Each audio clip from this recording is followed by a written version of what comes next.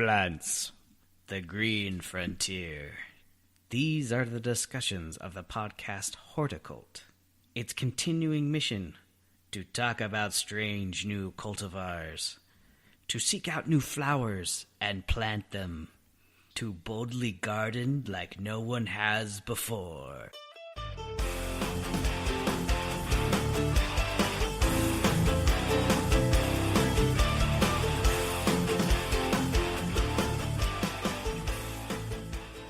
Hey everybody, this is Blaine for the Horticult. What's up? Today's episode is on garden tools. This is episode number 53. I almost said 35. 53.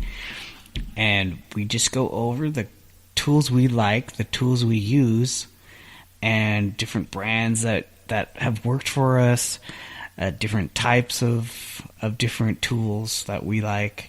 Pruners and saws and loppers, blowers, gloves, everything.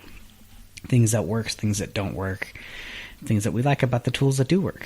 So you can maybe find those attributes in other tools. With that, let's get it on. This is Blaine. And this is B-Rad. And we are the Horticult. Thanks for listening, podlings. Now let's get this episode going. Today's episode, we're going to talk about tools of the trade. Go, Brad. Well, I wanted to ask you what kind of tools have you used in your all of your doings here at home? Mm-hmm. Oh, just at home? Yeah.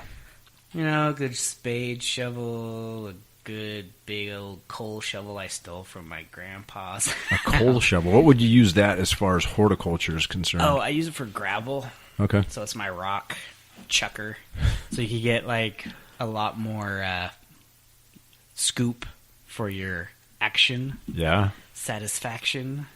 So I dug a French drain and I filled it up with gravel, and that sucker works great. So that's what I use that for. The coal scooper. Okay. Yeah.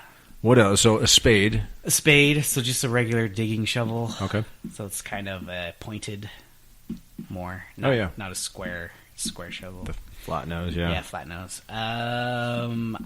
When pruning, I use my hand loppers. No, hand snips. Your pruners, yeah. My pruners, my hand pruners. Yeah. Loppers, hand saw. In my lawn, I use leaf rake, a riding mower. I have a 21-inch mower. I have an edger. I have a trimmer and edger. A blower. Yeah, that's good. So and then I have a garden rake, so I can move the mulch around when I'm going to plant or whatever. So the difference between a leaf rake and a garden rake is going to be just like the fanned out. The leaf rake is fanned out. Yeah. And the garden rake is more blunted off on either side. More rigid. Yeah. Too. Metal usually. I do have a hoe. Okay. But I don't really use it. I like to get on my hands and knees and pull out my weeds. Okay. I have a garden knife. It's it's kind of a mix between a trowel and a knife, I guess. Like a saw, almost like a saw. There's an edge to it that is serrated. Okay. But it's like a blade, but it's scooped. Mm-hmm. I should go grab it. But it's a Japanese tool. But you could use it to dig. You could use it to cut. I use it to help me with sod, so I can cut sod in. Mm-hmm. But then I also use my hand snips to cut the sod too, which is probably not good for them. But they work. That's a great tool. What is it called? Do you know? That's right. I've seen. So, yeah, that's the brand name Zenport. Mm-hmm. But I'm not sure exactly what. I would just say it's a garden knife. Yeah. Garden scoop knife with the serration on the side factor. Yeah, and you can use that to cut, like I was saying, sod and stuff. I actually got it from my friend Lisa. Mm-hmm. Shout out, Lisa. She bought two of them, or she bought one and lost one, thought she lost it, bought another one, and she sold that to me. They're not expensive, and that thing is super strong. Yeah, stainless steel. It's one solid piece. Things I don't like about trowels is they bend a lot, they break a lot. This does the work of a trowel plus. Mm-hmm. I see that scoopage. Yep. Cool. Works to fit in the back pocket. You put the scoop part in your back pocket, so you're not. I don't know. It's awesome. It's a little bit more manly than a trowel. Oh, dude. If you're gardening, that's what you want right there. That'd be great to plant bulbs, tulips, daffodils, the whole bit, the whole I gamut. usually just dig with it, too. Oh, yeah. Like, I dig out with it. That's some stuff that I use. Okay, cool. So let's just kind of talk about the rest of the different types of tools and what's been the most helpful for us. And you've got your coal shovel, and you've got this the Zenport brand knife. Yeah, garden knife. Okay, so rakes we went over. There's leaf rake, there's garden rake, there's also hand rakes. You've probably seen those. Little tiny tool that you can get into the cracks and crevices of different beds, perennial beds and whatnot. There's many different shovels. We talked about the flat nose spade. It's going to be more tapered. There's shovels specifically made for digging irrigation pipe trenches. There are edgers, which would be maybe in the category of shovels to edge your lawn, right? Edge your flower beds, edge your lawn. Those types of things need to happen yearly, if not twice a year. Okay, moving forward, you've got pruners. Okay, so there's a huge gamut of different types of pruners. Yep. And within the pruner group, pruners are great because you can use them to prune perennials or prune tree branches, shrubs, twine, wire. Even like there's a little notch in your pruners, the bypass pruners.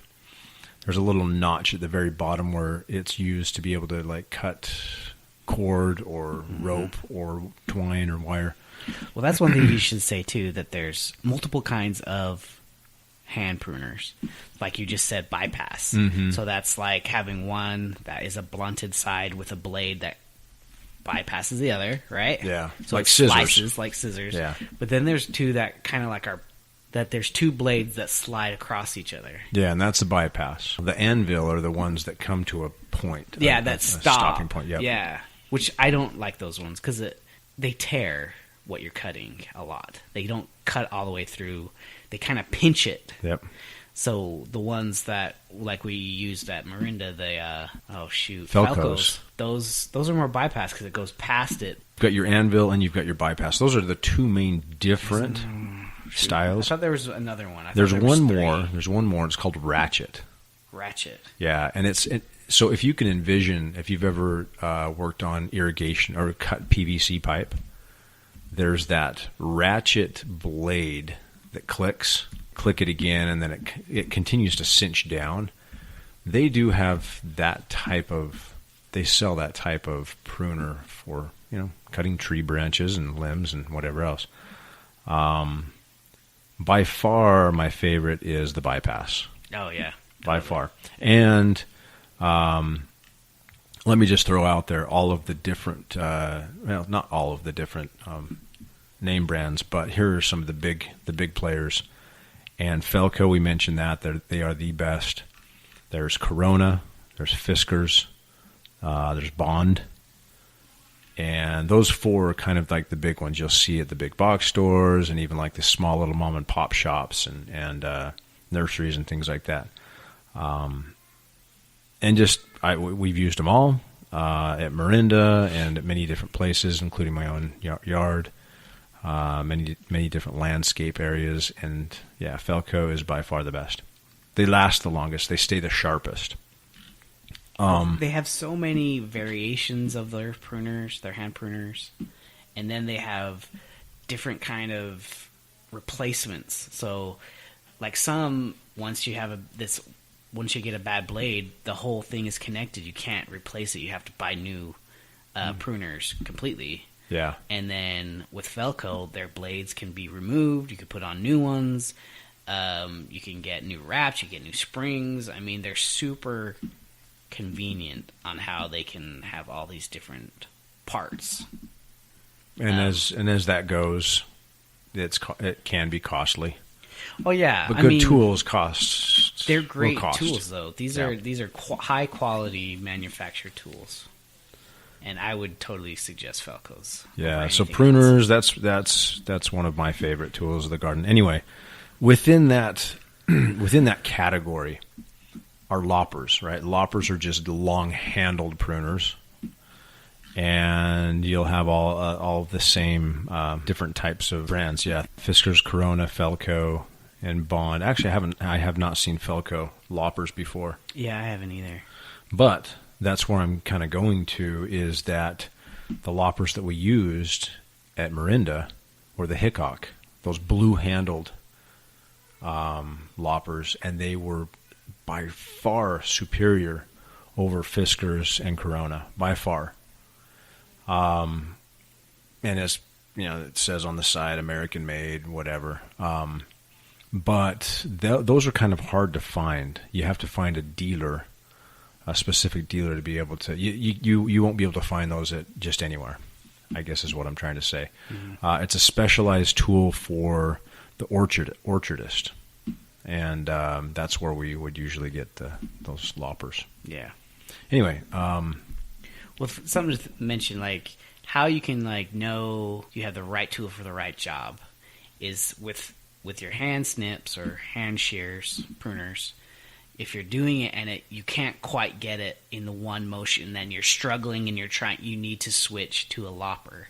If you're on that lopper and you can't quite get around it, you switch to a handsaw. Yeah, that's right.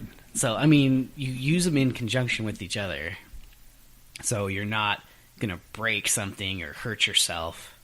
Switch to that other one. Perfect. So if you're pruning a tree out, you should have all three of them with you. Yeah. Good point. Yeah, that's great. Pruners, loppers, shears. So you've seen those, those boxwood hedges, the hedgers. Hedge shears. Yeah. I don't really see them very often anymore because people have electric or motorized gas-powered hedgers. Yeah. And you can get those for a decent price these days. Yeah, I mean, it's not like it's if breaking you go the bank. high end, it can get expensive. But we had one at the U that was battery powered, so it was a little bit more expensive. But it was super lightweight, it was super quiet, and it did just as good as any. Sometimes it would get a little stuck when it got too big, and that's when you know you need to switch tools. Mm-hmm. Don't cut that big of a branch or whatever, but. So awesome. Using the right tool can save you a boatload of time, right? Yeah. It was the same brand as a lot of the chainsaws. I was thinking Black & Decker as far as not Black & Decker. It was quick and dirty. That's your nickname for Black & Decker, quick and dirty. Dang it. Still, yep. So it was a Still battery-powered hedger. Yeah, so that's going to be a good piece of equipment. In states that maybe have a little issue with two-stroke fuel, where the fuel is mixed with oil, I know California has that. Oh, the two-cycle deal. They don't let the two-cycle happen anymore, or they've maybe modified to made it four-cycle. So they can't sell it or whatever. I don't know what it is. That would be a great option if you're doing a lot of hedging. Yes, save yourself a lot of effort and time. Yeah, totally. You can fly through that with the right tools. So electric and or gas powered. Yeah. I like gas powered because it's freaking gas, dude. It's like the engine, and it's just like you feel it and you smell like it. The battery powered one kicks butt too. Yeah. Other than it dying and that was the thing. Battery. That was one of the tools that we had that worked really well with a battery. Oh, cool. It would last the whole day. Yeah. When we take it out, we'd plug it in, and when we get done for the day, have all night to charge, put it back in, boom, it was ready to go, and it lasts a long time. Whereas, for example, an edger. Yeah, edger didn't do great. Doesn't do as, or the weed whipper with a battery. The blower did okay, like the battery blower. Mm-hmm. Super light, way lighter than a gas-powered one. It sounded like a vacuum, so it was like a battery-powered vacuum that was blowing. Still did a good job, though, huh? They have good quality battery pack stuff. Nice. There you go. Nice. Excellent. Okay, another tool, pitchfork. It's one that not many of us use anymore, but it has its purpose. I mean, especially if you have a compost pile, invest in a pitchfork. Yeah, totally. My friend, that was her tool of choice was the pitchfork. when we'd have to clean out the back of the truck or whatever. Oh, okay. That's what she used. Yeah. But then we at Marin